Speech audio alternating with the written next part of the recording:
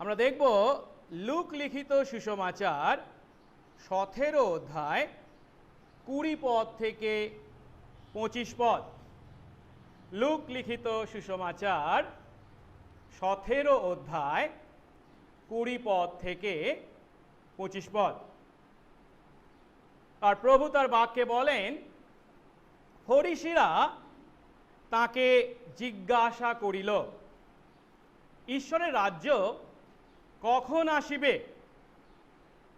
তিনি উত্তর করিয়া তাহাদিগকে কহিলেন, ঈশ্বরের রাজ্য জাঁকজমকের সহিত আইসে না, আর লোকে বলিবে না, দেখো এই স্থানে কিংবা ওই স্থানে।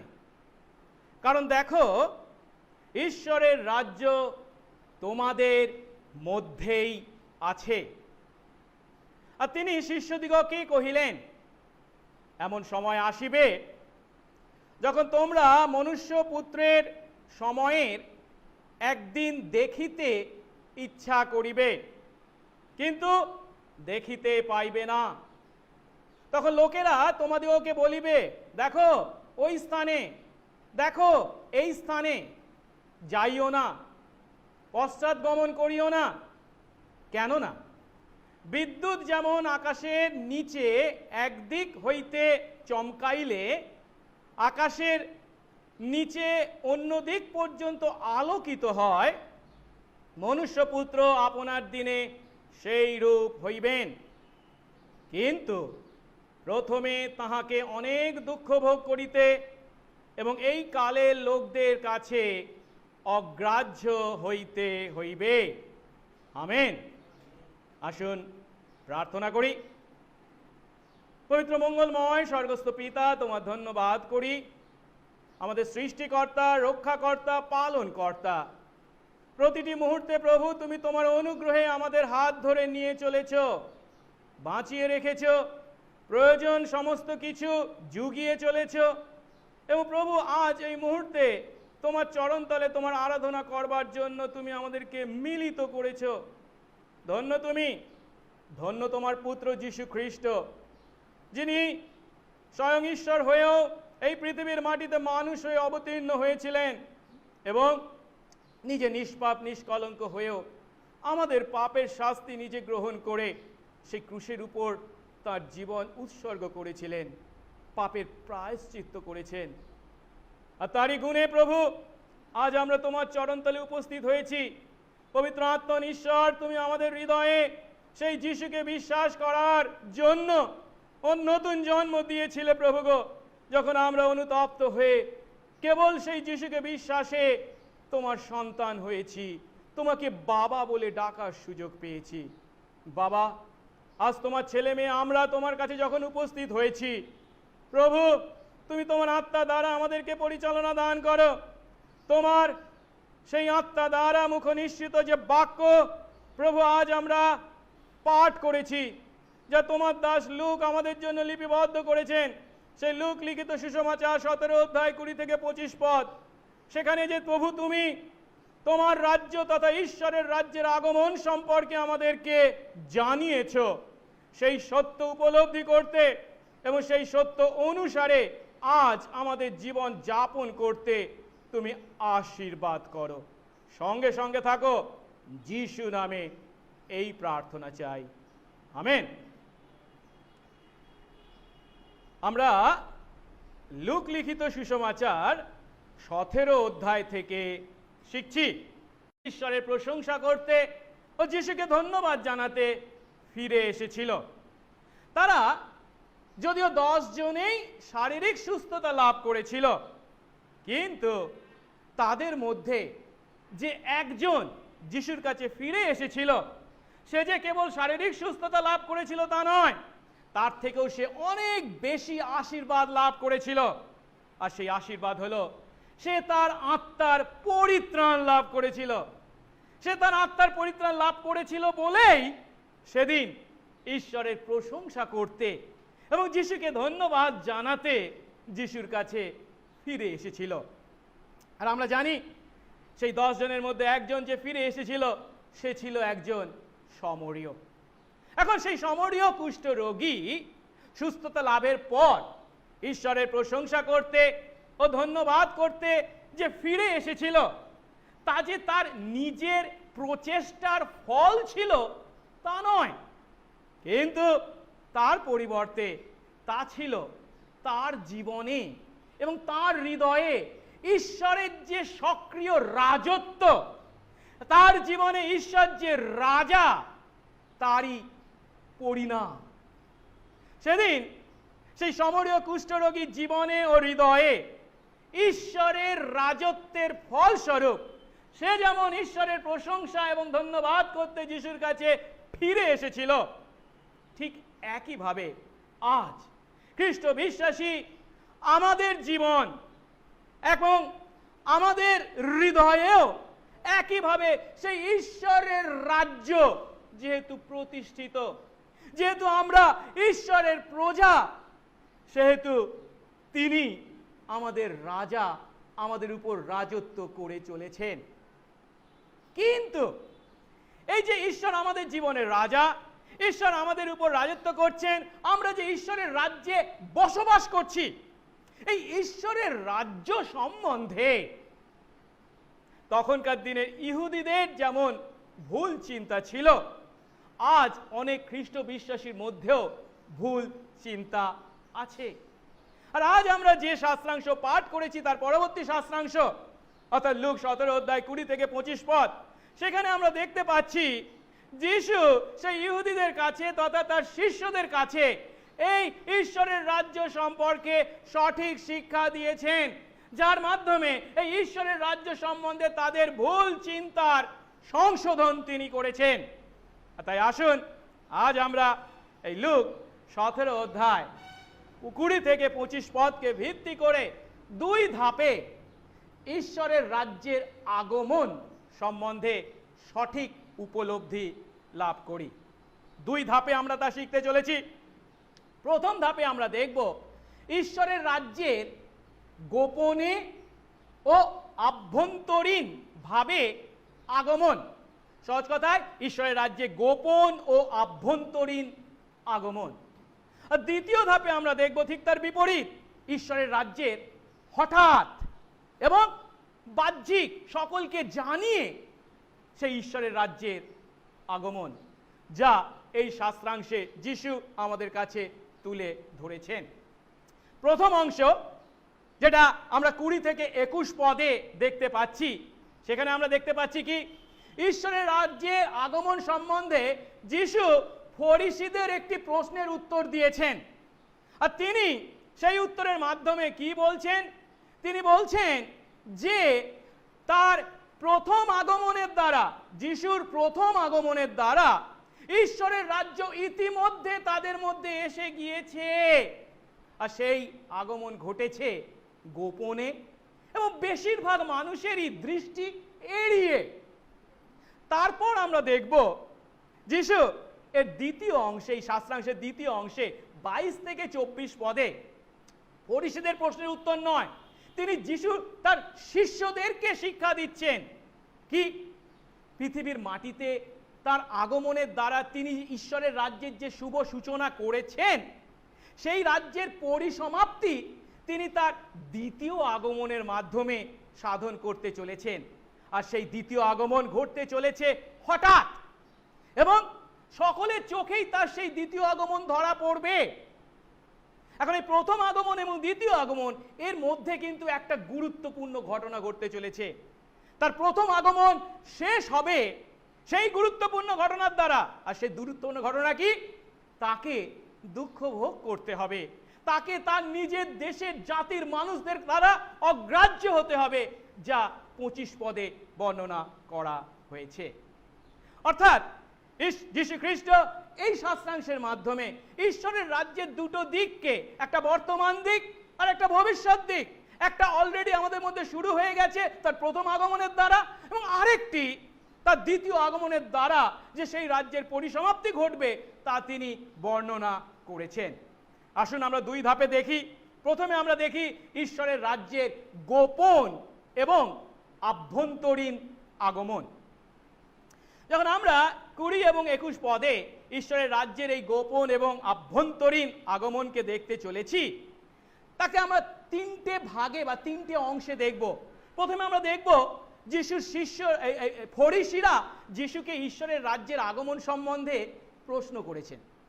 দ্বিতীয় ধাপে আমরা দেখব যিশু তাদেরকে উত্তর দিচ্ছেন তাদের সেই প্রশ্নে, আর বলছেন ঈশ্বরের রাজ্য গোপনে আসবে। এবং তৃতীয় ধাপে আমরা দেখব যিশু বলছেন সেই ঈশ্বরের রাজ্যের আগমন হবে আভ্যন্তরীণ। সেই রাজ্যের বৈশিষ্ট্য হচ্ছে বাহ্যিক নয়, আভ্যন্তরীণ। প্রথমে ঈশ্বরের রাজ্য সম্বন্ধে ফরিসিদের প্রশ্ন। এখন ঈশ্বরের রাজ্য সম্বন্ধে এই ফরিসিরা কেন যিশুকে প্রশ্ন করেছিল, যদি আমরা সেই প্রশ্নের উত্তরটা প্রথমে খুঁজি, তাহলে এই প্রশ্নের মধ্যে তারা কি জানতে চেয়েছে সেটা আমাদের কাছে পরিষ্কার হবে। আমরা জানি ইসরায়েলের ইতিহাস হচ্ছে এক দীর্ঘ ইতিহাস। আজ থেকে প্রায় 4000 বছর পূর্বে ঈশ্বর আব্রাহামকে সেই উর থেকে কনান দেশে যাবার জন্য আহ্বান করেছিলেন, আর আব্রাহাম ঈশ্বরের সেই ডাকে সাড়া দিয়ে যাত্রা করেছিলেন কনানের উদ্দেশ্যে। আর সেখান থেকেই ইসরায়েলের ইতিহাসের শুরু। আব্রাহামের পরে এসেছিল ইসহাক, ইসহাকের পরে এসেছিল যাকব, আর সেই যাকবের নাম পরিবর্তন করে ঈশ্বর রেখেছিলেন কি? ইসরায়েল। আর সেই যাকবের 12 ছেলের মাধ্যমেই ইসরায়েল জাতি অনেক চড়াই উতরাই পথ অতিক্রম করেছিল। তারা সেই সময় যদিও কনানে বসবাস করছিল, কিন্তু সমগ্র পৃথিবী ব্যাপী এক বিরাট দুর্ভিক্ষ দেখা দেওয়ায় যাকব এবং তার সন্তানেরা বাধ্য হয়েছিল মিশর দেশে যেতে। এবং আমরা জানি সেই যাত্রা তাদের দাসে রূপান্তরিত করেছিল, যার ফলস্বরূপ 400 বছরেরও বেশি সময় তারা মিশরের বুকে দাসত্ব করেছিল। কিন্তু ঈশ্বর তাদের ক্রন্দন শুনেছিলেন। মোশির মাধ্যমে সেই মিশরের দাসত্ব থেকে তিনি তাদেরকে উদ্ধার করে কনানের উদ্দেশ্যে তাদেরকে যাত্রায় নেতৃত্ব দিয়েছিলেন। এবং যিহোশুয়ার নেতৃত্বে তারা কনানে উপস্থিত হয়ে সেই কনান জয় করে পাকাপাকিভাবে সেই কনানে বসবাস শুরু করেছিল যাকবের বংশধররা, ইসরায়েলীয়রা।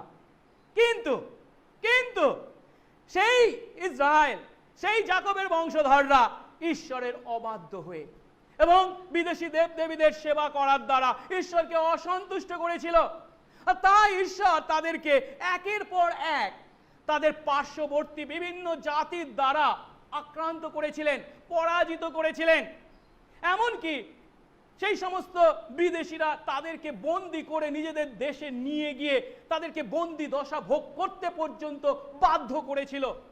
প্রথমে এসেছিল আশিরীয়দের দ্বারা সেই আক্রমণ, তারপরে এসেছিল ব্যাবিলনীয়দের দ্বারা, তারপরে এসেছিল মাদীয় পারসিকদের দ্বারা, তারপরে গ্রিকদের দ্বারা তারা আক্রান্ত ও পরাজিত হয়েছিল। আর যিশু যখন এই পৃথিবীর মাটিতে অবস্থান করছিলেন, এই পৃথিবীর মাটিতে যখন অবতীর্ণ হয়েছিলেন, তখন ইসরায়েল ছিল রোমীয়দের দ্বারা পরাধীন। রোমীয়রা তাদের উপরে রাজত্ব বা কর্তৃত্ব করছিল। আর এই সমস্ত বিদেশি জাতি যখন তাদের উপর রাজত্ব করেছিল, তখন তারা তাদের উপর তাদের শাসন ব্যবস্থা, তাদের ধর্মীয় চিন্তা, তাদের সাংস্কৃতিক আচার অনুষ্ঠান জোর করে চাপিয়ে দিয়েছিল। ফলস্বরূপ অনেক ক্ষেত্রেই তাদেরকে ঈশ্বরের বিধানকে দূরে সরিয়ে রেখে সেই সমস্ত বিদেশি জাতির আইন পালন করতে বাধ্য হতে হয়েছিল। শুধু কি তাই, কখনো কখনো আবার তাদের ধর্মীয় স্বাধীনতায়ও হস্তক্ষেপ করা হয়েছিল।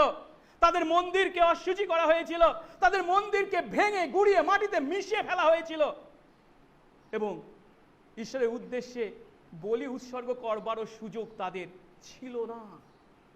এইভাবে একের পর এক যখন তারা বিদেশিদের দ্বারা পরাধীনতার জীবনযাপন করেছে, অত্যাচারিত হয়েছে, স্বাভাবিকভাবেই তাদের মধ্যে যে আকাঙ্ক্ষাটা কাজ করেছে সেটা কি? স্বাধীনতার আকাঙ্ক্ষা। তাদের প্রতিদিনের প্রার্থনা ছিল, প্রভু তুমি দাউদের মতো একজন সন্তানকে, দাউদের সন্তানকে তোলো, যিনি ইসরায়েলের উপর রাজত্ব করবেন, যিনি জেরুসালেমকে বিদেশিদের হাত থেকে উদ্ধার করবেন, যিনি লৌহ দণ্ড দ্বারা সেই সমস্ত শত্রুদেরকে ভেঙে চুরমার করে দেবেন। যিনি তার প্রজাদেরকে বিদেশ থেকে আবার ফিরিয়ে এনে এক জায়গায় এই জেরুসালেমে, এই ইসরায়েলে সংগ্রহ করবেন এবং অন্য সমস্ত জাতি যার সেবা করতে বাধ্য হবে। এই ছিল তাদের প্রার্থনা, এই ছিল তাদের ইচ্ছা। আর তাই প্রত্যেক ইহুদি ঈশ্বরের রাজ্যের আগমনের আকাঙ্ক্ষা করত।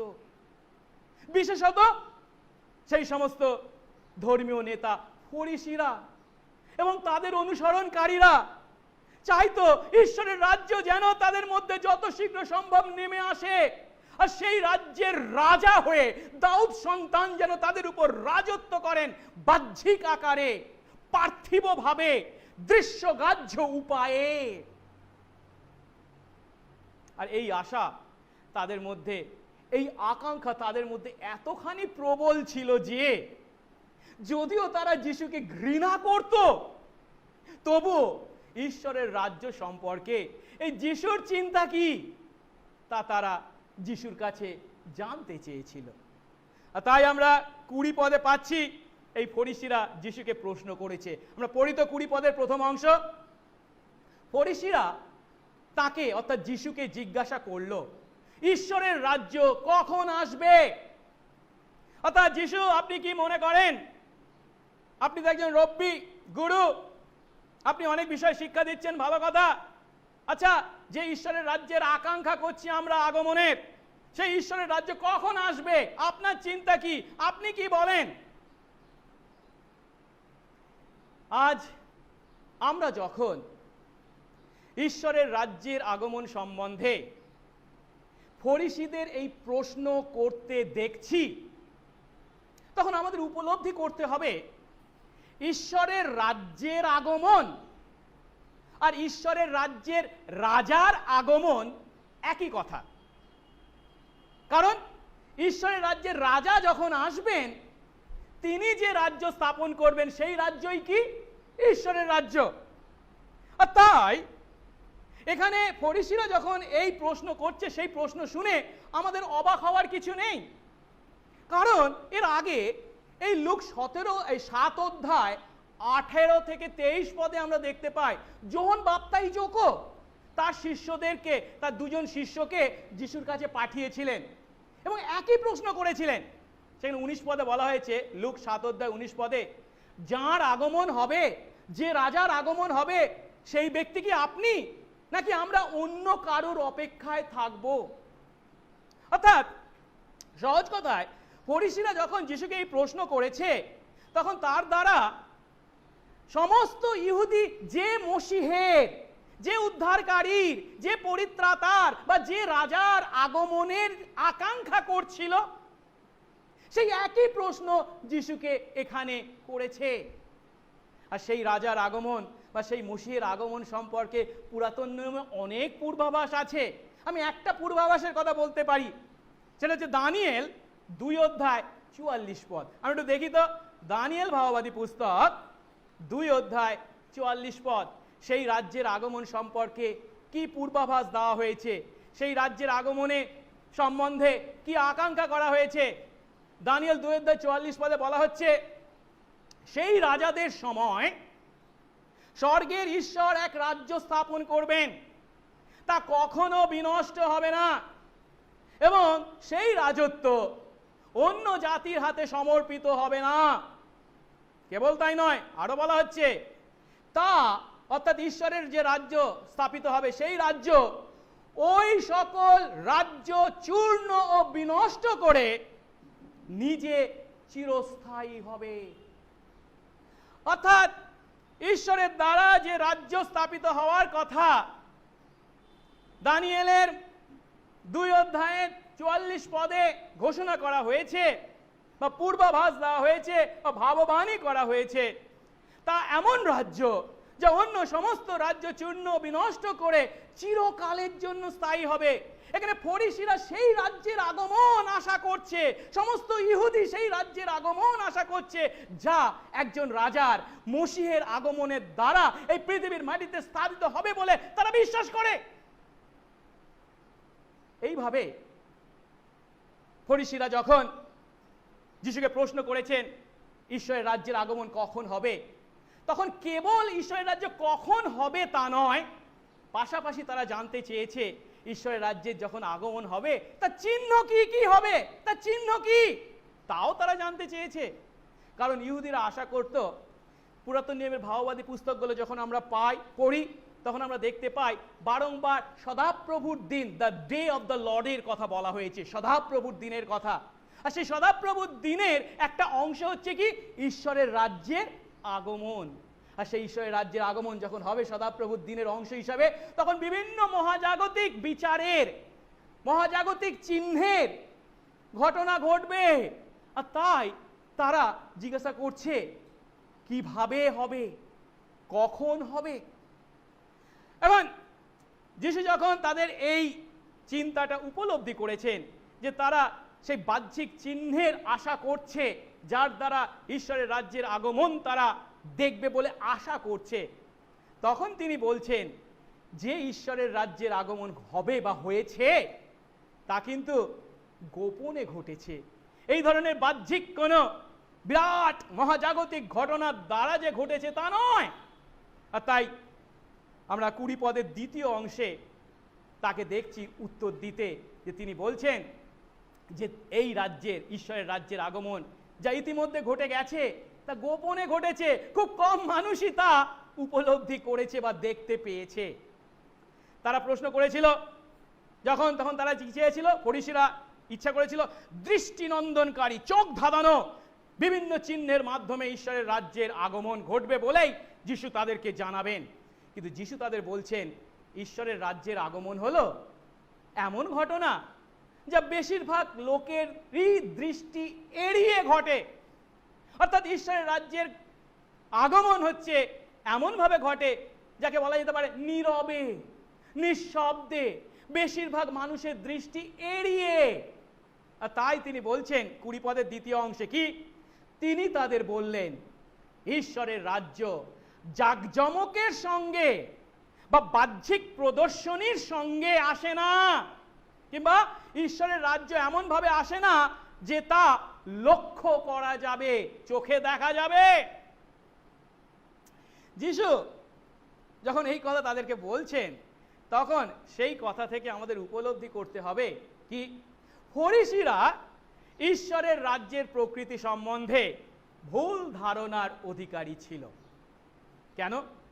এখানে যিশু বলছেন ঈশ্বরের রাজ্য জাঁকজমকের সঙ্গে বা বাহ্যিক এক মারাত্মক ভয়ঙ্কর বা খুব দৃষ্টিনন্দনকারী চোখ ধাঁধানো প্রদর্শনীর সঙ্গে হয় না।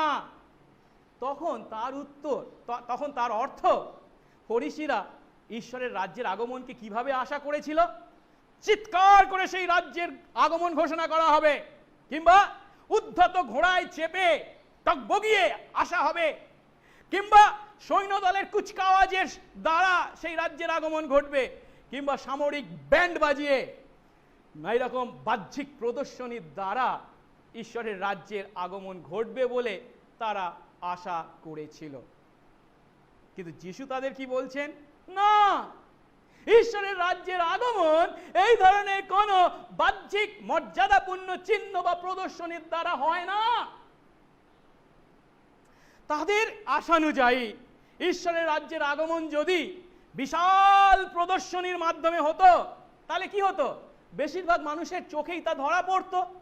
আর যখন তারা তা দেখতে পেত তখন তারা অন্যদেরকে বলতো কি, ওই দেখ এখানে ঈশ্বরের রাজ্য, ওই দেখ ওখানে ঈশ্বরের রাজ্য, তাই নয় কি?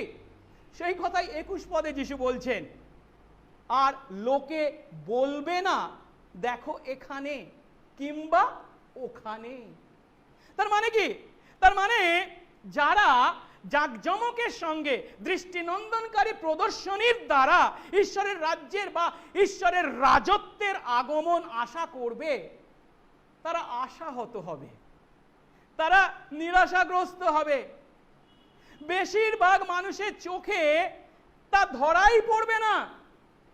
আর তাই লোকে বলতে পারবে না দেখো এখানে ঈশ্বরের রাজ্য বা দেখো ওখানে ঈশ্বরের রাজ্য। অবশ্য এর অর্থ এই নয় যে কোনো মানুষের চোখেই একেবারেই কারুর চোখে সেই ঈশ্বরের রাজ্য ধরা পড়বে না। না, ঈশ্বরের রাজ্য যে এসে পড়েছে এবং তা যে কিছু মানুষের চোখে ধরা পড়বে তা কিন্তু বাইবেল আমাদেরকে শিক্ষা দিচ্ছে, কিন্তু বেশিরভাগ মানুষ তা জানবে না, বেশিরভাগ মানুষ তা জানে না, উপলব্ধি করেনি। কেন আমি কথা বলছি? তার কারণ হচ্ছে ঈশ্বরের রাজ্যের আগমন যখন ঘটেছে তখন যারা সঠিক হৃদয়ে সঠিক মনে ঈশ্বরের রাজ্যের আগমন আশা করেছিল তারা কিন্তু ঈশ্বরের রাজ্যকে দেখতে পেয়েছিল, চিনতে পেরেছিল।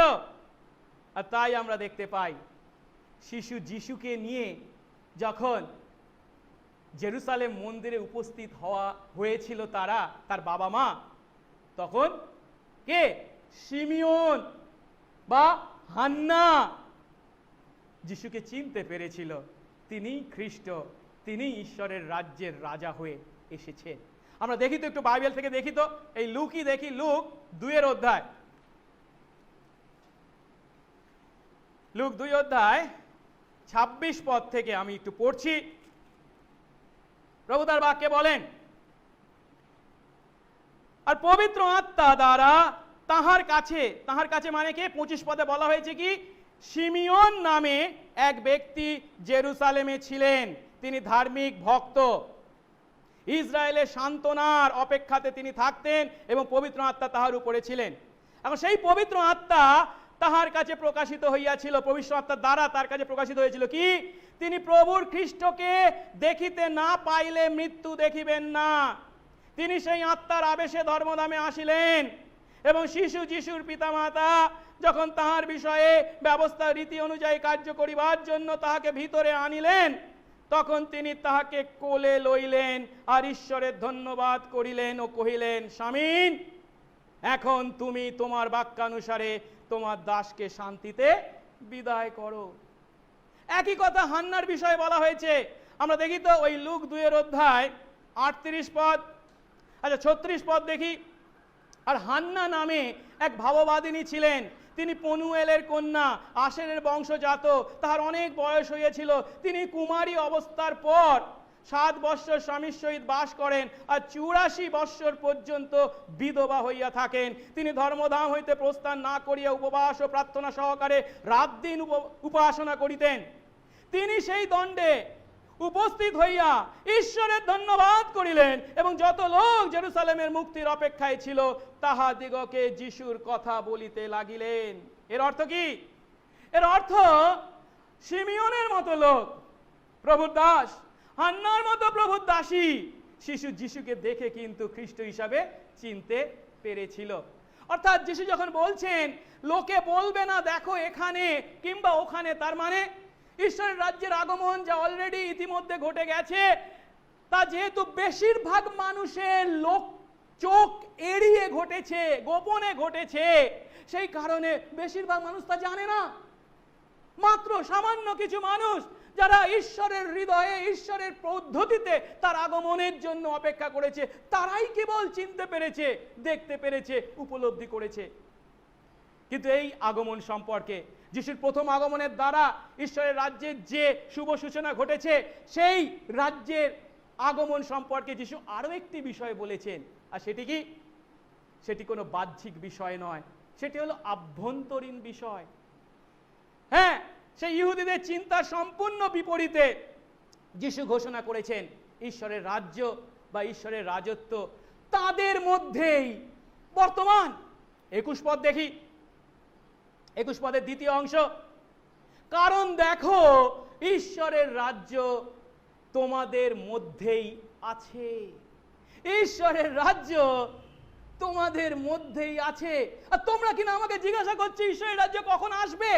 তোমাদের মধ্যেই আছে, নেই, অলরেডি এসে গেছে, ইতিমধ্যে তোমাদের মধ্যে অবস্থান করছে ঈশ্বরের রাজ্য। আর এই কথার দ্বারা যিশু আমাদের কাছে যে সত্য তুলে ধরেছেন তা হলো ঈশ্বরের রাজ্য বা ঈশ্বরের রাজত্ব মূলত আধ্যাত্মিক, আত্মিক বিষয়, তা কোনো বাহ্যিক বিষয় নয়, তা হলো আভ্যন্তরীণ, যা মানুষ আমাদের ভিতরে বা অন্তরে বা হৃদয়ে অবস্থান করে।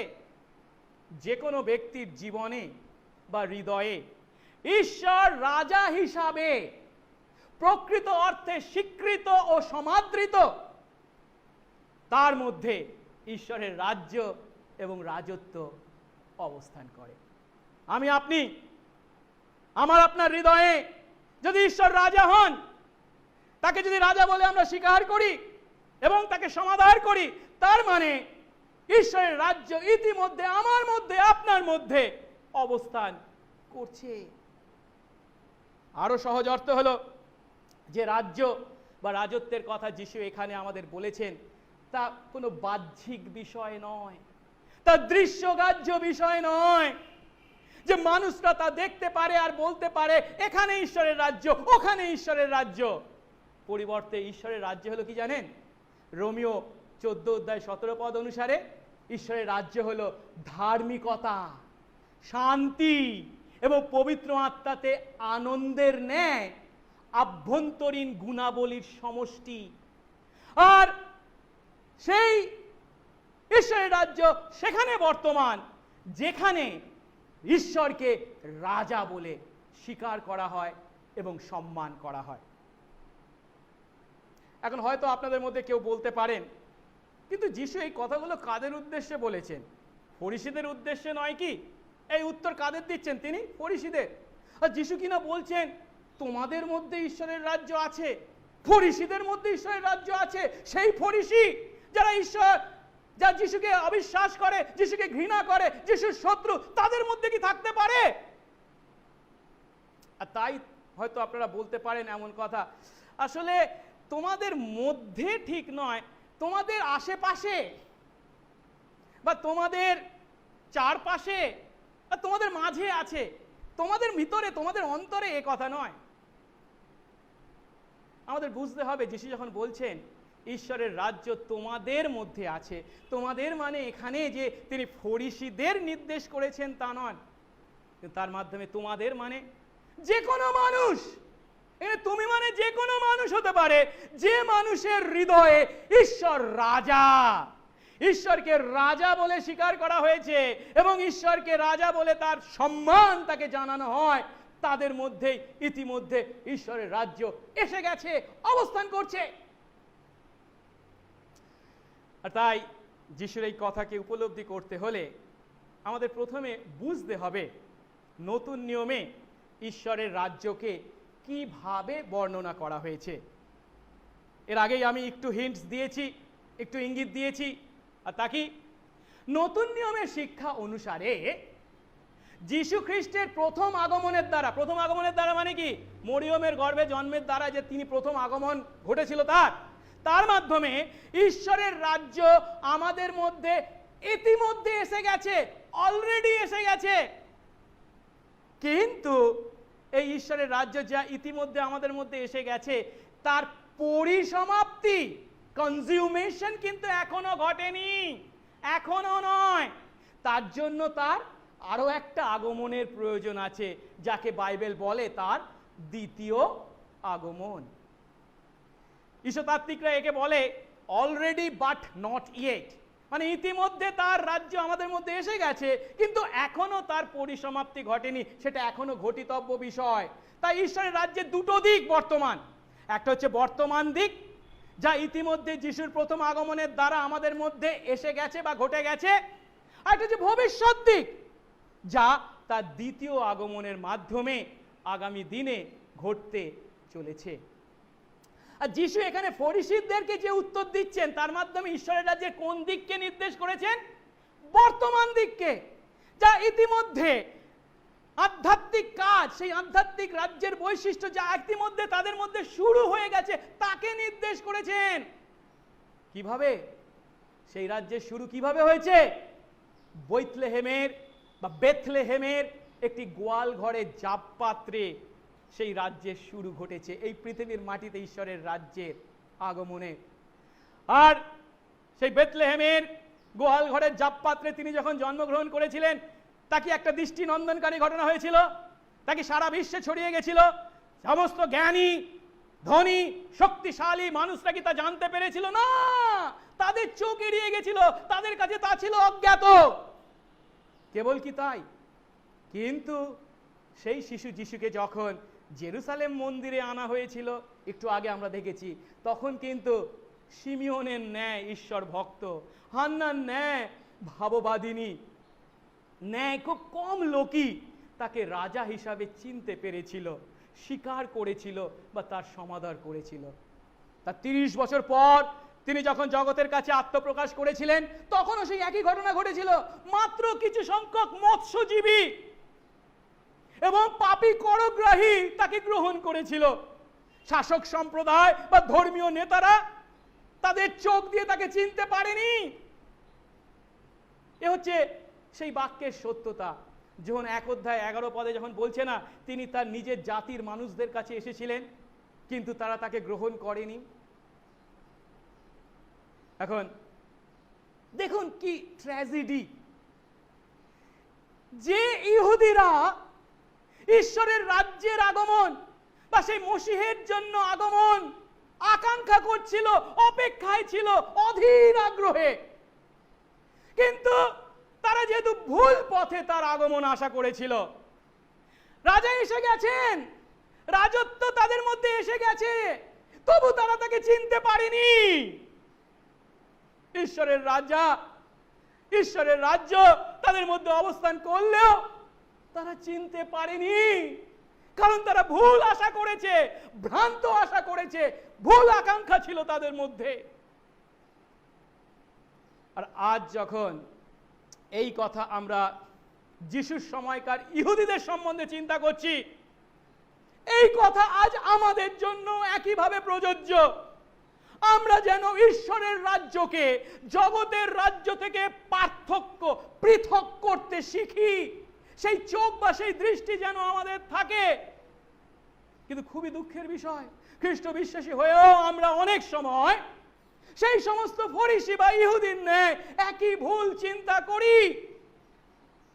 জগতের রাজ্যের ন্যায় আমরাও ঈশ্বরের রাজ্যের বারবারন্ত আকার, আস্ফালন, শক্তি, ক্ষমতা ইত্যাদি দেখার মাধ্যমে, দৃষ্টিনন্দকারী ঘটনা দেখার মাধ্যমে ঈশ্বরের রাজ্য আমাদের মধ্যে অবস্থান করছে বা এসে গেছে, এমনটি আশা করি। কি বলতে চাইছি আমরা? একবার নিজেকে প্রশ্ন করে দেখুন, উত্তর আপনি নিজেই পাবেন।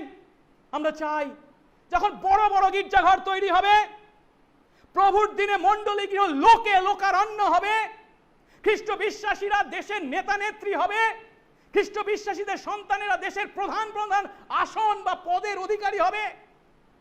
আমরা আশা করি সেদিন হচ্ছে ঈশ্বরের রাজ্যে আমাদের মধ্যে আগমনের চিহ্ন। এই যদি আমাদের আশা হয়, এই যদি আমাদের আকাঙ্ক্ষা হয়, তাহলে বুঝতে হবে আমরাও সেই ফরিসীদের ন্যায় ঈশ্বরের রাজ্যের আগমন সম্পর্কে ভুল চিন্তায় চিন্তিত। আমরাও ফরিসীদের মতো ঈশ্বরের রাজ্যকে বাহ্যিক, দৃশ্যগ্রাহ্য বা বিজয়ী আকারে দেখতে আকাঙ্ক্ষা করছি।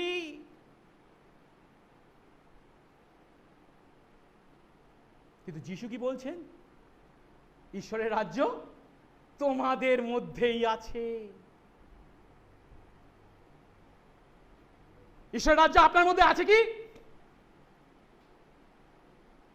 ঈশ্বর কি আপনার জীবনে ও হৃদয়ে প্রকৃত রাজা? আপনি কি তার রাজত্ব, কর্তৃত্ব স্বীকার করে তাকে সম্মান করেন, তার ইচ্ছা পালন করেন, তার গৌরবার্থে জীবনযাপন করছেন? আপনি কি আপনার হৃদয়ে ধার্মিকতা, শান্তি ও পবিত্র আত্মায় আনন্দ উপভোগ করছেন? না, এগুলো করি বা না করি, বড় বড় গির্জাঘর হলেই হবে, লোকে পরিপূর্ণ হলেই হবে, তার মানে ঈশ্বরের রাজত্ব হচ্ছে।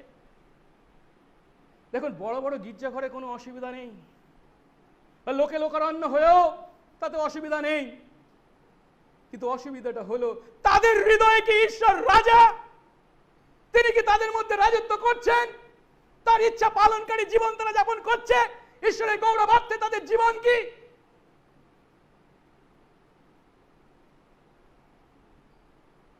আসুন ঈশ্বরের রাজ্য ও যিশুর রাজত্বকে বাহ্যিক, দৃষ্টিনন্দনকারী, দৃশ্যগ্রাহ্য ঘটনার মধ্যে খোঁজার পরিবর্তে আমাদের নিজেদের মধ্যে খোঁজ করি। যিশুকে আমাদের হৃদয় সিংহাসনে বসিয়ে পবিত্র আত্মার বশীভূত হয়ে পিতা ঈশ্বরের গৌরবার্থে জীবনযাপন করি। আসুন এবারে আমরা ফরিসীদের প্রশ্নের উত্তরে দেখবার পর এই শাস্ত্রাংশের দ্বিতীয় অংশটি দেখি, যেখানে যিশু তার শিষ্যদেরকে ঈশ্বরের রাজ্যের আগমন সম্পর্কে বলতে গিয়ে বলেছেন তা হঠাৎ ঘটবে এবং তার বাহ্যিক আগমনও, তার বাহ্যিক আকারও থাকবে সেই আগমনে। একথা বলতে গিয়ে 4টে ধাপে তিনি বলেছেন।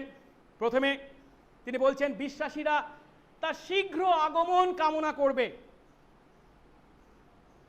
কিন্তু সেই বিশ্বাসীদেরকে তিনি বলছেন তারা যেন কোনো গুজবে, যিশুর আগমন সম্বন্ধে কোনো গুজবে কান না দেয়। কেন? কারণ তার সেই আগমনকে তিনি তুলনা করছেন আকাশে বিদ্যুৎ চমকানোর ন্যায়। বিদ্যুৎ যখন চমকাবে হঠাৎ ঘটবে আর সকলের চোখেই তা ধরা পড়বে, তাই কে কি বললো সেই গুজবে কান দেওয়ার দরকার নেই।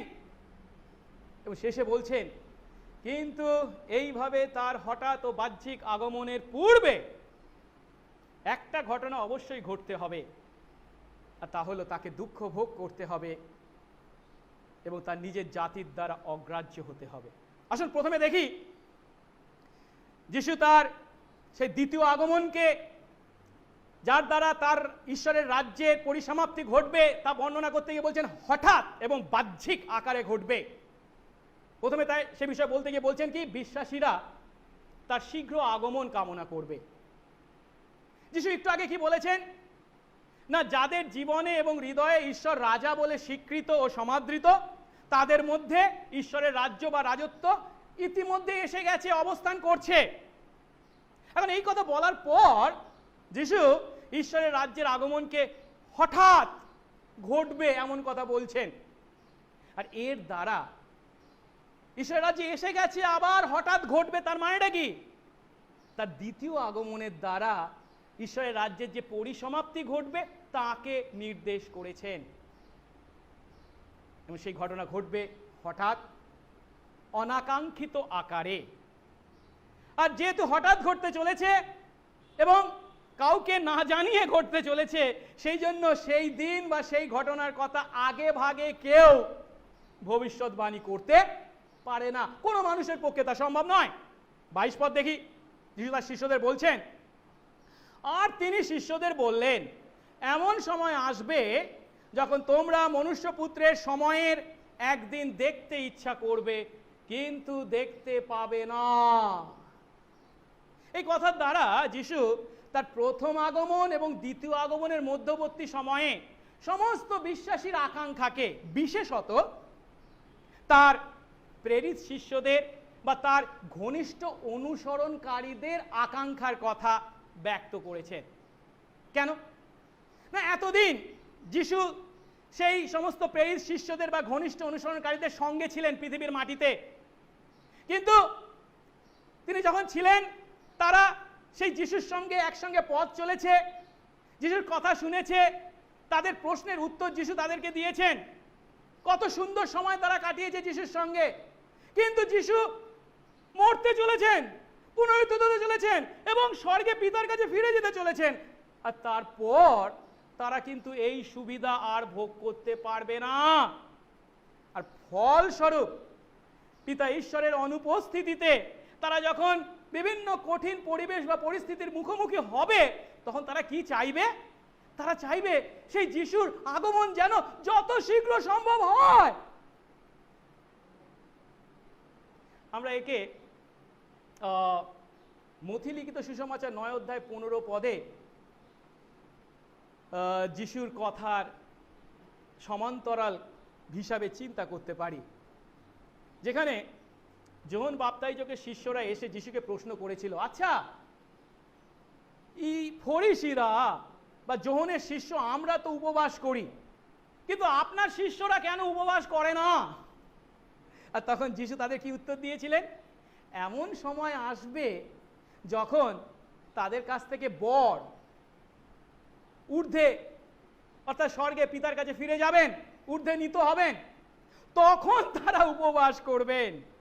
আর সত্যি যিশু এখানে বলছেন বর আর কদিন পরে মৃত্যু, পুনরুত্থান এবং স্বর্গারোহণের মাধ্যমে শিষ্যদের ছেড়ে পিতার কাছে নিত হবেন।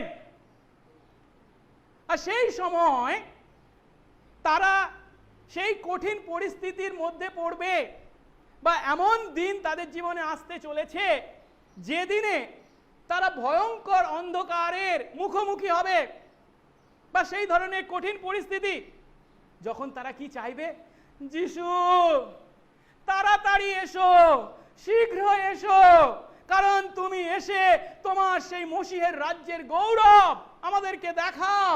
এই অন্ধকারের অশুভ শক্তির উপর বিজয় যেন আমরা আনন্দ করতে পারি। কিন্তু যিশু কি বলছেন, তোমরা যদিও শীঘ্র আগমন কামনা করবে, কিন্তু তোমাদের অপেক্ষা করতে হবে। তোমরা চাইলেই যে তিনি তাড়াতাড়ি আসবেন তা নয়, কারণ পিতা ঈশ্বরের দ্বারা নিরূপিত যে সময়, তার পূর্বে তিনি আসতে পারেন না। লুক 12:37 এই কথাই যিশু খুব সুন্দরভাবে বলেছেন, ধন্য সেই দাসেরা যাদের প্রভু এসে তাদের জেগে থাকতে দেখবেন। আমি তোমাদের সত্য বলছি, প্রভু আসবেন, এসে কোমর বেঁধে তাদের ভোজনে বসাবেন এবং কাছে এসে তিনি তাদের সেবা করবেন।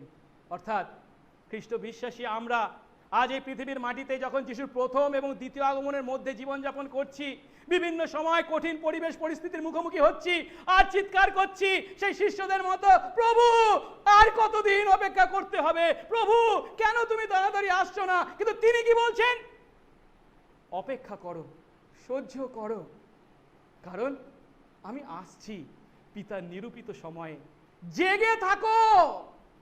আমাদের দায়িত্ব বিশ্বস্তভাবে বিশ্বাসে জেগে থাকা। আর তাই যিশু আমাদেরকে আরো একটি কাজ করতে বলেছেন। এইভাবে যখন আমরা তার আকাঙ্ক্ষা করব, তার শীঘ্র আগমনের, সেই সময় আমাদেরকে ভুল পথে অনেকে পরিচালিত করতে চেষ্টা করবে, প্রতারিত করতে চেষ্টা করবে, কিন্তু আমরা যেন তাদের প্রতারণায় পা না দিই। দেখি তো 23 পদে তিনি কি বলছেন। তিনি বলছেন বিশ্বাসী আমরা যেন তার আগমন সম্বন্ধে কোনো গুজবে কান না দিই।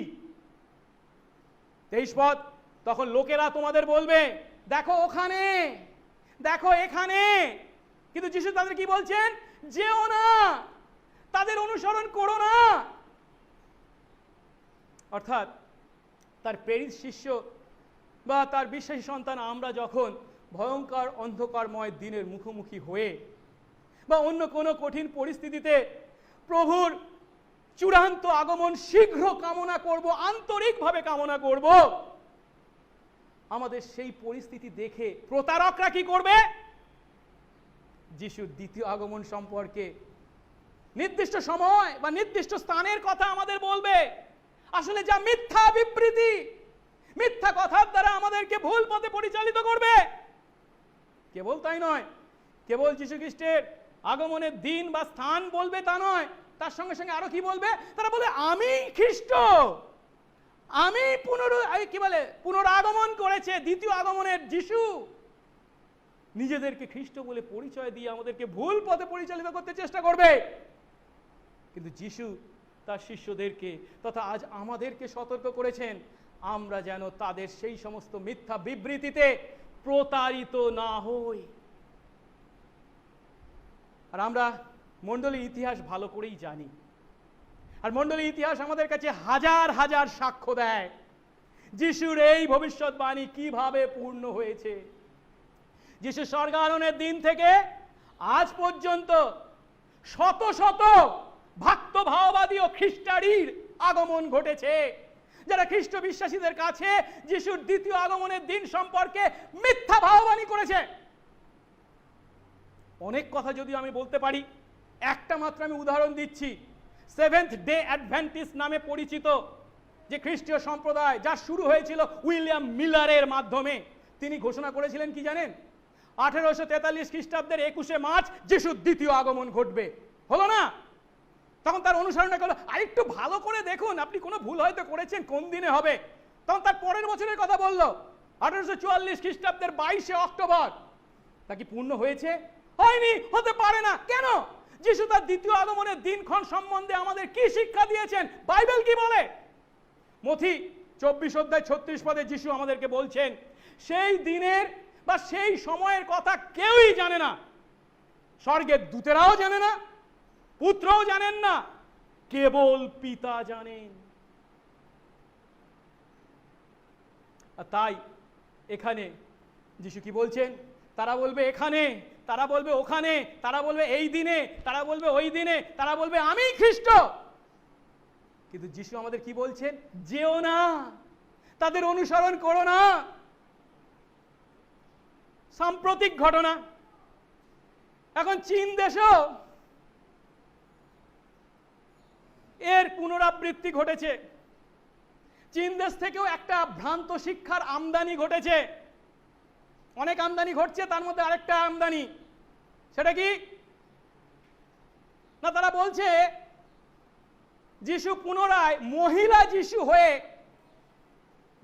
চীন দেশে জন্মগ্রহণ করেছে, আর তার নাম হচ্ছে ইয়াং ঝিয়াং বিন। তারা নতুন নিয়মও পরিবর্তিত করে ফেলেছে। আপনি সব পাবেন তাদের কাছ থেকে, কিছু বাদ নেই।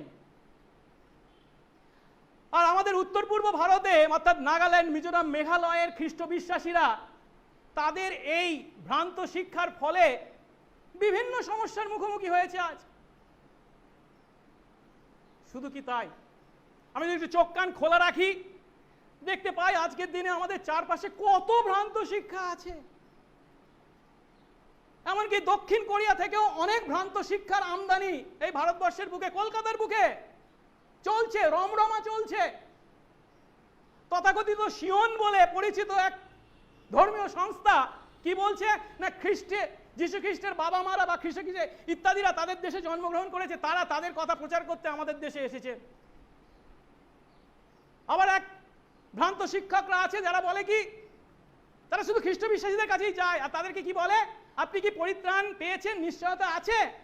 আর খ্রিস্ট বিশ্বাসী যদি তার পরিত্রাণ সম্পর্কে তেমন নিশ্চয়তা না হয়, মানে জানে না, ঠিক করে শিখেনি, সে কি বলবে? না মানে ওরা প্রশ্ন করবে, আপনি কি নিজেকে পাপী বলে স্বীকার করেন? পাপী বলেন? বলে হ্যাঁ পাপী বলে। আরে যিশুকে বিশ্বাস করলে তো আরে পাপী নয়, আপনি পাপের ক্ষমা পেয়ে গেছেন। আপনি যদি এখনো পাপী বলেন, তার মানে আপনি পাপের ক্ষমা পাননি।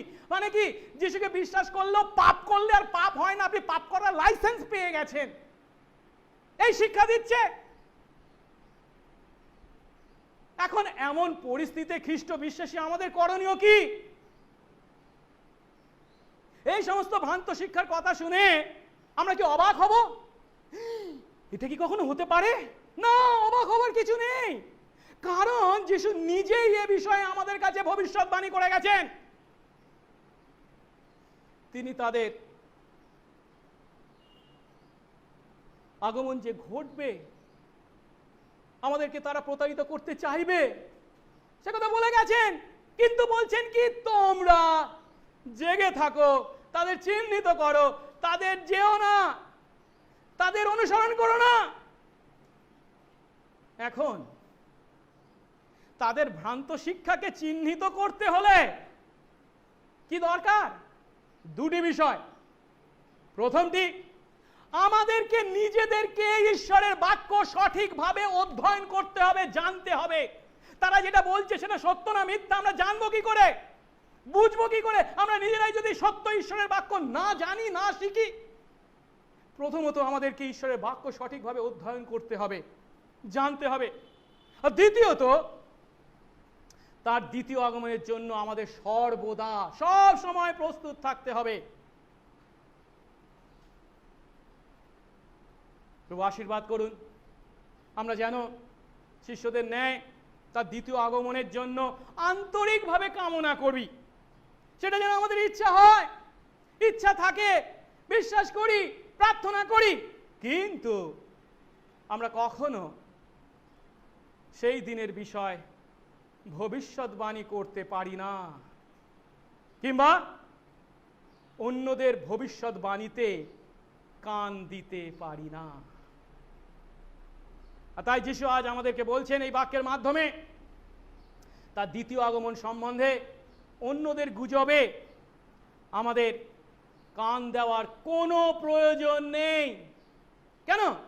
কারণ তার দ্বিতীয় আগমন তার প্রথম আগমনের ন্যায় যে গোপনে এবং বেশিরভাগ মানুষের চোখ এড়িয়ে ঘটবে তা নয়, পরিবর্তে তা এমনভাবে ঘটবে যে সকলেই তা দেখতে পাবে এবং বিশ্বাসী আমরা সহজেই তা উপলব্ধি করতে পারব। এই কথাই যিশু 24 পদে বলেছেন। তিনি বলছেন কি? আকাশের বিদ্যুৎ চমকানোর ন্যায় তার আগমন হঠাৎ ঘটবে এবং সকলেই তা দেখতে পাবে। আর পড়ি তো 24 পদ। কারণ বিদ্যুৎ যেমন আকাশের নিচে একদিক থেকে চমকালে আকাশের অন্য দিক পর্যন্ত আলোকিত হয়, মনুষ্যপুত্র তার দিনে সেই রূপ হবেন। যিশুর দ্বিতীয় আগমন সম্বন্ধে প্রতারকদের কোনো ভবিষ্যৎবাণী সঠিক হতে পারে না। কারণ তার আগমনটা কেমন?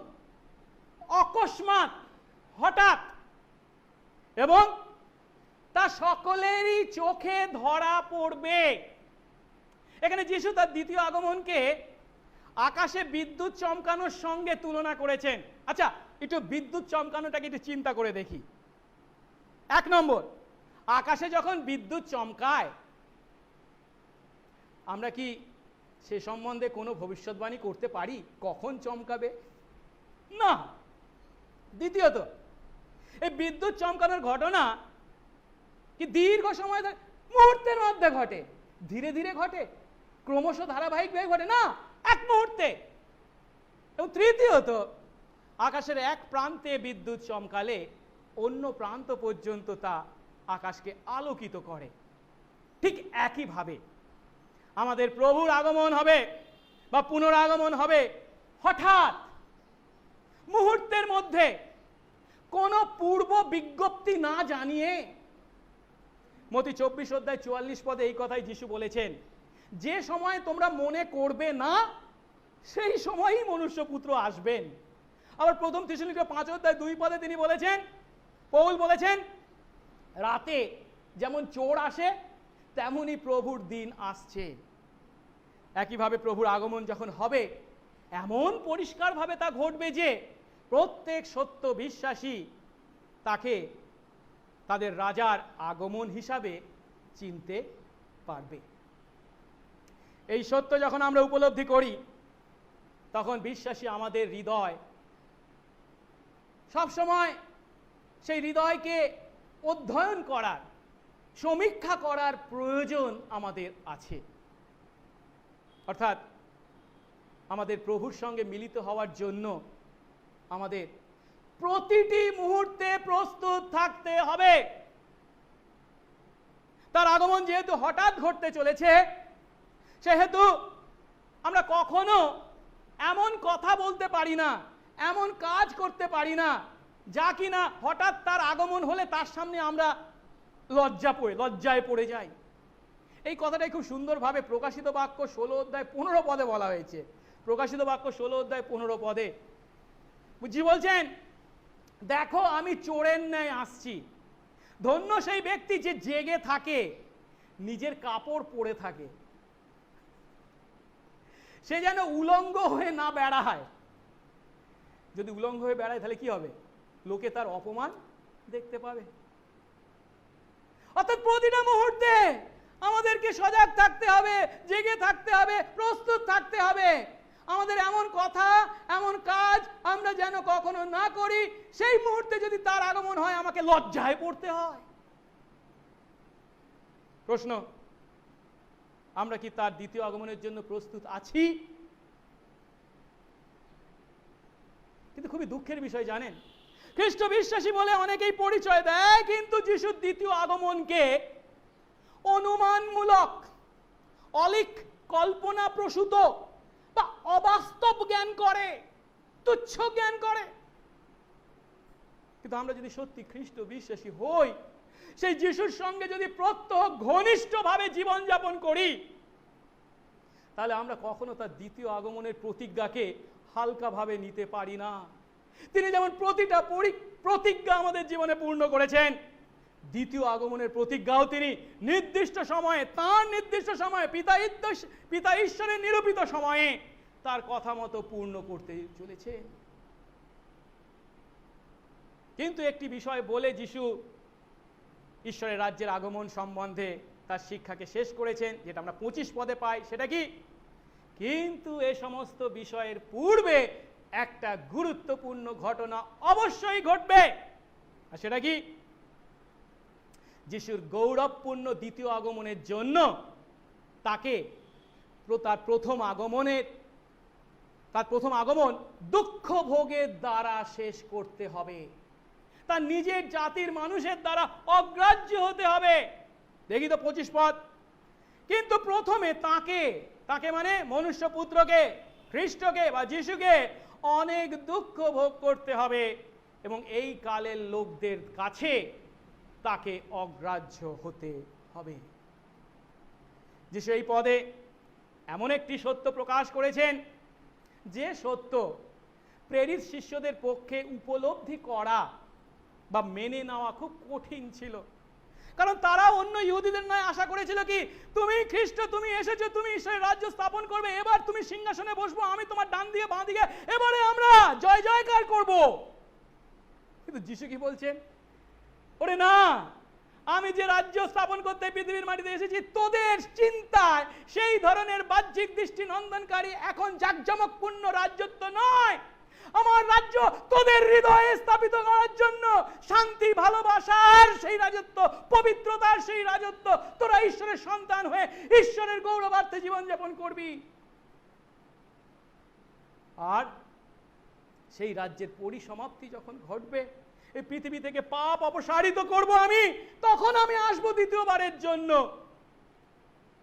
কিন্তু সেই দ্বিতীয়বারের গৌরবপূর্ণ আগমনের পূর্বে আমাকে সেই দ্বিতীয় আগমনের জন্য প্রস্তুতি হিসাবে এই পৃথিবী থেকে পাপকে অপসারিত করার জন্য তোদের পাপের প্রায়শ্চিত্ত আমাকে করতে হবে। তার জন্য আমাকে দুঃখ ভোগ করতে হবে, নিজের জাতির মানুষদের দ্বারা অগ্রাহ্য হতে হবে। আর এটা হলো ঈশ্বরের সেই পূর্ব পরিকল্পিত বিষয় যা জগৎ সৃষ্টির পূর্বে পিতা ঈশ্বর ও পুত্র ঈশ্বরের মধ্যে সাধিত হয়েছিল। প্রকাশিত বাক্য 13 অধ্যায় 8 পদে যীশু খ্রিস্টকে বলা হয়েছে জগৎ পত্তনের পূর্বে নিহত মেষশাবক। জগৎ পত্তনের পূর্বেই তিনি নিহত হয়েছিলেন। এর অর্থ কি? এর অর্থ অনাদি অনন্তকাল থেকে পিতা ঈশ্বরের চূড়ান্ত পরিকল্পনা অনুসারে তার মনোনীতদের পরিবর্তে যীশু খ্রিস্ট নিজেকে মুক্তিপণ হিসাবে উৎসর্গ করার যে সিদ্ধান্ত গ্রহণ করেছিলেন, সেই সিদ্ধান্ত অনুসারে তাকে প্রথম আগমনের দ্বারা দুঃখ ভোগ ও মৃত্যুর দ্বারা দ্বিতীয় আগমনের প্রস্তুতি সাধন করতে হবে। অর্থাৎ যিশু যখন বলছেন তার আগে মনুষ্যপুত্রকে দুঃখ ভোগ করতে হবে, নিজের জাতির মানুষের দ্বারা অগ্রাহ্য হতে হবে, মানে তিনি তার আগামী ক্রুশীয় দুঃখ ভোগ এবং মৃত্যুকে নির্দেশ করেছেন, তারই পূর্বাভাস দিয়েছেন। এইভাবে যিশু তার প্রথম আগমনের দ্বারা নিজেকে শূন্য করেছিলেন, দাসের রূপ ধারণ করেছিলেন এবং ক্রুশীয় মৃত্যুর ন্যায় জঘন্য মৃত্যু আমাদের পরিবর্তে গ্রহণ করেছেন। কিন্তু তিনি সর্বোচ্চ ক্ষমতা ও গৌরবে পুনরায় আসতে চলেছেন। আর যখন তিনি আসবেন তখন তিনি তার সমস্ত শত্রুকে পদদলিত করবেন। তার প্রথম আগমনে তিনি আমাদের পক্ষে পাপ স্বরূপ হয়েছিলেন। ক্রুশের উপর তার সন্তান আমাদের পাপ, সমস্ত পাপ তিনি বহন করেছিলেন। কিন্তু তার দ্বিতীয় আগমনে তিনি বিনা পাপে আমাদের দর্শন দিতে চলেছেন। কাদের? যারা পরিত্রাণের জন্য তার আগমনের অপেক্ষায় আছি। এখন দেখুন ইহুদিরা কি ভুল করেছিল। তারা মসিহের আগমনের অপেক্ষায় ছিল, ঠিক কথা, কিন্তু তারা কি ভুল করেছিল? তারা কেবল সেই মসিহের একটাই আগমনের কথা চিন্তা করেছিল। তারা ভেবেছিল সেই মসিহ একবারের জন্যই আসবেন এবং কেবল রাজত্ব করবেন, দুঃখ দুঃখ ভোগ করার কোনো প্রশ্ন নেই। আর আজ জানেন, খ্রিস্ট বিশ্বাসীদের মধ্যে কিছু খ্রিস্ট বিশ্বাসী আছেন, তারা ভাবেন খ্রিস্ট কেবল একবারই এসে গেছেন, দুঃখ ভোগ করে গেছেন, সেখানেই শেষ, আর তিনি আসবেন না। ওগুলো অনুমানমূলক চিন্তা বা পরিকল্পনা মাত্র। এখানে সেই ইহুদিরা বা খ্রিস্টীয় সম্প্রদায়ের সেই সমস্ত বিশ্বাসীরা যে সত্য উপলব্ধি করতে পারেনি, তা হলো এই সম্পূর্ণ সত্য। আর সম্পূর্ণ সত্য হচ্ছে কি, যিশু একাধারে প্রথম আগমনের দ্বারা ঈশ্বরের রাজ্যের যখন সূচনা করেছেন, দ্বিতীয় আগমনের দ্বারা তা পূর্ণ করতে চলেছেন। উভয় সত্যকেই আমাদের দেখতে হবে। আমরা যদি খ্রিস্ট বিশ্বাসী হই, তাহলে আমরা খ্রিস্টের এই দুটি আগমনকেই বিশ্বাস করব, স্বীকার করব, স্মরণে রাখব। যখন তিনি দুঃখ ভোগ করতে তার প্রথম আগমন ঘটেছিল, কিন্তু তার রাজত্ব করতে তার দ্বিতীয় আগমন ঘটতে চলেছে। আর আমরা এই দুই আগমন, যিশুর প্রথম আগমন আর দ্বিতীয় আগমনের মধ্যে, এই মধ্যবর্তী সময়ে বসবাস করছি। তাই আসুন, একদিকে আমরা তিনি তার প্রথম আগমনের দ্বারা আমাদের পাপের যে প্রায়শ্চিত্ত করেছেন, আমাদের হৃদয়ে ঈশ্বরকে রাজা হিসাবে গ্রহণ করে তার প্রতি শ্রদ্ধা সম্মান করবার যে সুযোগ করে দিয়েছেন, আমাদের হৃদয়ে যে তার রাজ্য তিনি স্থাপন করেছেন, তার প্রতি কৃতজ্ঞতায় জীবনযাপন করি। এবং তার দ্বিতীয় আগমনের প্রতি বিশ্বস্তভাবে প্রত্যাশায় আমাদের বিশ্বাস জীবন আজ আমরা যাপন করি। আসুন প্রার্থনা করি। মঙ্গলময় স্বর্গস্থ পিতা, তোমার ধন্যবাদ করি। প্রভু, তুমি আমাদের কত ভালোবাসো, এতখানি ভালোবাসো যে এই পাপে অপরাধে মৃত আমরা যখন তোমার থেকে দূরবর্তী ছিলাম, নিজেদের কোনো সৎ কাজ বা কোনো ধর্মীয় আচার অনুষ্ঠানের মাধ্যমে নিজেদেরকে পাপ মুক্ত করে তোমার সান্নিধ্যে আসার যোগ্য ছিলাম না, তোমার রাজ্যের সন্তান হবার কোনো যোগ্যতা আমাদের ছিল না, তখন প্রভু তুমি তোমার পুত্র যীশু খ্রিস্টকে পাঠিয়েছিলে। প্রভু, তুমি নিজে শিশুর বেশে বেথলেহেমের গোয়াল ঘরে জাপ পাত্রে জন্মগ্রহণ করেছিলে। তোমার সেই জন্মের কথা, সেই রাজার আগমনের কথা, তোমার সেই রাজত্বের সূচনার কথা বেশিরভাগ মানুষের কাছেই অজানা ছিল। তবুও প্রভু, যারা বিশ্বস্তভাবে তোমার ইচ্ছা অনুসারে তোমার আগমনের অপেক্ষা করেছিল, তারা কেবল সেই শিমিয়ন হান্নার মতো ঈশ্বর ভক্তরাই কেবল তা চিনতে পেরেছিল, জানতে পেরেছিল। কিন্তু প্রভু, তুমি এসেছিলে এই আমাদেরকে তোমার রাজ্যের সন্তান করতে। আমরা যা পারিনি, তুমি তা আমাদের পরিবর্তে করেছিলে। পাপ থেকে মুক্ত যদি আমরা না হই, পবিত্র ঈশ্বরের সন্তান আমরা হব কি করে? আর তাই তুমি সেই ক্রুশের উপরে আমাদের পাপের প্রায়শ্চিত্ত সাধন করে তোমার রাজ্যের সন্তান হতে, আমাদের হৃদয়ে তোমাকে রাজা হিসাবে গ্রহণ করে তোমার রাজত্বকে স্বীকার করে সম্মান করবার সুযোগ করে দিয়েছো। তোমারই অনুগ্রহে প্রভু গো, অনুতপ্ত হয়ে যিশুকে বিশ্বাস করে আমরা তোমার রাজ্যের সন্তান হয়েছি। তোমাকে রাজা বলে স্বীকার করে তোমার গৌরবার্থে জীবনযাপন করে চলেছি।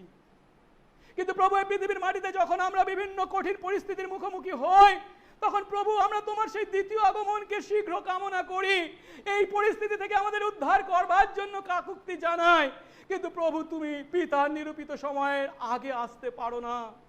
আর তা জেনে প্রভু গো, আমরা যেন সেই দিনের জন্য প্রতিটা দিন, প্রতিটা মুহূর্তে জেগে থাকি, সজাগ থাকি, প্রস্তুত থাকি। তোমার আগমন যখন হঠাৎ ঘটতে চলেছে, তোমার আগমন যেহেতু সর্বসমক্ষে ঘটতে চলেছে, সেই হঠাৎ যখন তোমার আগমন ঘটবে, তোমার আগমনে যেন আমরা অপ্রস্তুত হয়ে না পড়ি, যেন আমাদের কোনো কথা বা কাজের দ্বারা আমাদের লজ্জিত না হতে হয়। আশীর্বাদ করো, সব সময় যেন প্রস্তুত থাকি, দয়া করো। এবং তোমার সেই দ্বিতীয় আগমনের প্রত্যাশায় বিশ্বস্তভাবে আজকে আমাদের বিশ্বাস জীবন যাপন করতে আশীর্বাদ করো, সঙ্গে সঙ্গে থাকো। যিশু নামে এই প্রার্থনা চাই, আমেন।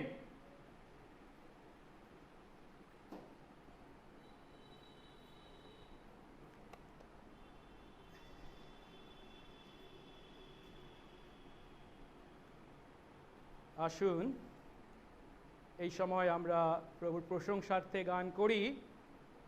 আমাদের গান বইয়ের ইংরাজি 142 সংখ্যার গান, না, ইংরাজি 65 সংখ্যার গান, পেজ নাম্বার 142।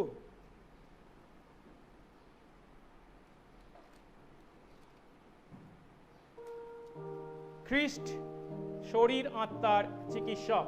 আর এই সময় আমরা আমাদের উপহার দান প্রভুর কাছে নিয়ে আসব।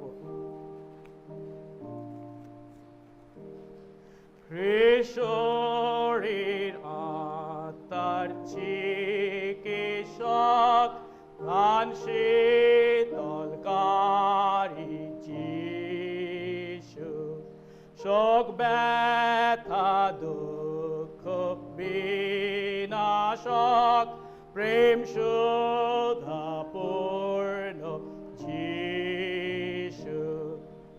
মধুর নাম দূত গানে গায়, মধুর নাম মর্তের জিহ্বায়, মধুর সঙ্গীত এ ধরায়, যিশু প্রাণের যিশু।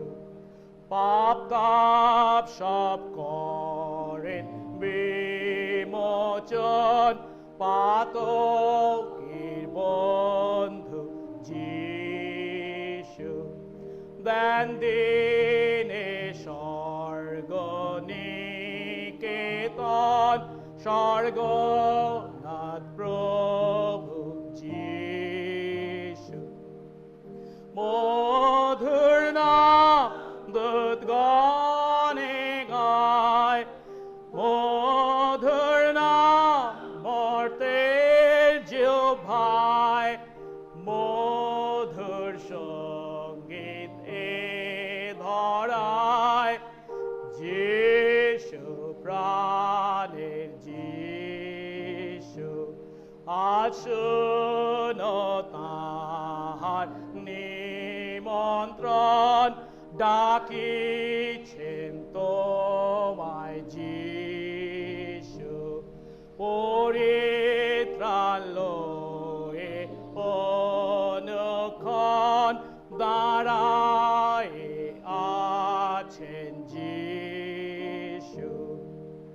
মধুর নাম দূত গানে গায়, মধুর নাম মর্তের জিহ্বায়, মধুর সঙ্গীত এ ধরায়, যিশু প্রাণের যিশু।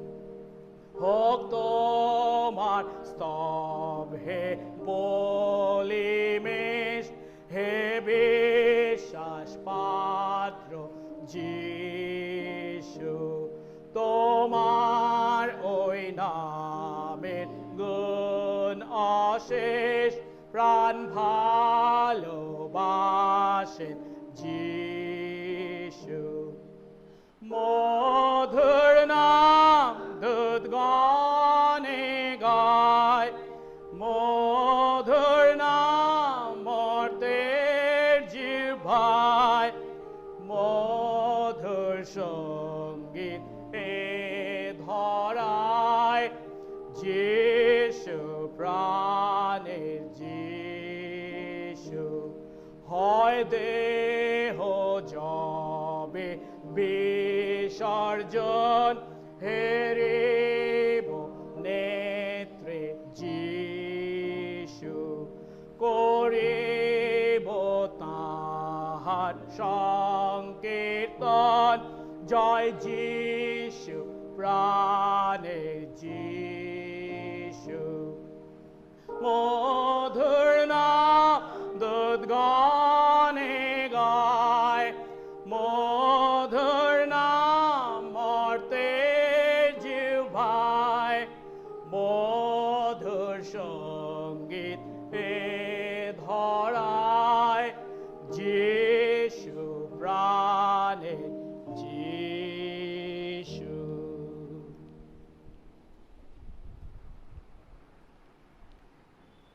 আসুন প্রার্থনা করি। পবিত্র মঙ্গলময় স্বর্গস্থ পিতা, তোমার ধন্যবাদ করি যে প্রতিটা দিন প্রতিটা মুহূর্তে তুমি আমাদের সঙ্গে সঙ্গে আছো। তোমার আত্মা দ্বারা তুমি আমাদেরকে পরিচালনা দিয়ে চলেছ এবং প্রভু তোমার বাক্য দ্বারা তুমি আমাদেরকে পথ নির্দেশ করছো। প্রভু আমাদের জীবনের প্রতি তোমার সেই সমস্ত আশীর্বাদকে যখন চিন্তা করি প্রভু গো, আমরা কি পারি যে তার প্রতিদান তোমাকে দিতে? প্রভু, এই পাপী অপরাধী আমাদেরকে তোমার অনুগ্রহে তোমার সন্তান তুমি করেছো এবং বাঁচিয়ে রেখেছো। প্রভু, তার পরিবর্তে কেবল একটাই স্বীকারোক্তি আমরা করতে পারি, আর তা হলো ধন্যবাদ। প্রভু, তুমি আমাদেরকে অনেক দিয়েছো, তার সঙ্গে আরেকটি বিষয় দাও, যেন সব সময় আমরা তোমার প্রতি কৃতজ্ঞতায় ধন্যবাদের জীবন যাপন করতে পারি।